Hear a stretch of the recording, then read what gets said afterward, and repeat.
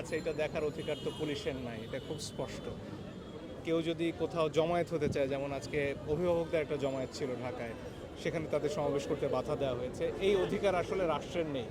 শান্তিপূর্ণ প্রতিবাদের অধিকার রাষ্ট্রের প্রত্যেকের আছে এবং সেই অধিকার সংরক্ষণ করার দায়িত্ব রাষ্ট্রের, এবং রাষ্ট্র যদি সেটা না করেন তাহলে রাষ্ট্র আসলে তার দায়িত্ব পালনে ব্যর্থ হচ্ছে।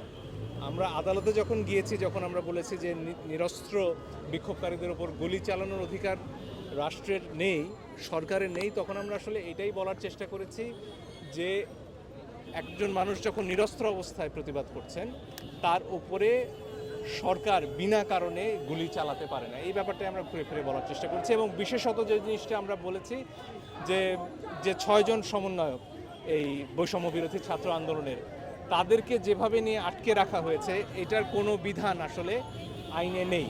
কাউকে যদি পুলিশ গ্রেফতার করে তাকে 24 ঘন্টার মধ্যে আদালতে উপস্থাপন করতে হয়, আপনারা সবাই জানেন। এখন তাদেরকে গ্রেফতারও দেখানো হচ্ছে না, বলা হচ্ছে তারা নাকি নিজেদের নিরাপত্তার প্রয়োজন। রাষ্ট্রপক্ষ আজকে যেটা বললেন যে তারা মনে করেছেন তারা নিরাপদ থাকতে চান, এই জন্য তারা ডিবি অফিসে গিয়েছেন। এখন ধরুন আপনি বা আমি অনিরাপদ বোধ করছি, আমরা কি কোনো কারণে ডিবি অফিসে গিয়ে আশ্রয় খুঁজবো?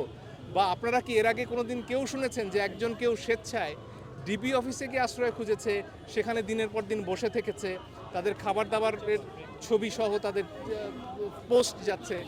আমি অন্তত ব্যক্তিগতভাবে শুনিনি। আমরা যারা আইনজীবীরা এই লড়াইয়ে আছি, আদালতে আমরা যারা কথা বলছি, সেখানে আইনুন নাহার রয়েছেন, ব্যারিস্টার সারা হোসেন রয়েছেন, অনিকার হক রয়েছেন, জেরাই খান পান্না স্যার রয়েছেন, তোবারক হোসেন স্যার রয়েছেন, আমরা কেউই আসলে এমন দেখিনি যে কেউ নিরাপত্তার জন্য আসলে ডিবি অফিসে গিয়ে বসে থাকে।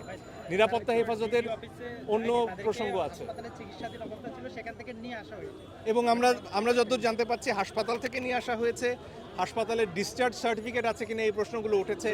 আমার মনে হয় না সরকারের তরফ থেকে ডিসচার্জ সার্টিফিকেট এখানে দেয়া হয়েছে। আমরা আদালতে খুব পরিষ্কার দুটো কথা বলেছি, পুলিশ বলুন, সেনাবাহিনী বলুন, তারা কখন গুলি করতে পারে এটার জন্য সুনির্দিষ্ট আইন আছে। আমাদের ফৌজদারি দণ্ডবিধি, কার্যবিধি এবং পুলিশ রেগুলেশন, যেটা পিআরবি, পুলিশ রেগুলেশন বাংলাদেশ, সেখানে স্পষ্টভাবে বলা আছে কোন পরিস্থিতিতে এই কাজগুলো করা যায়, গুলি চালানো যায়।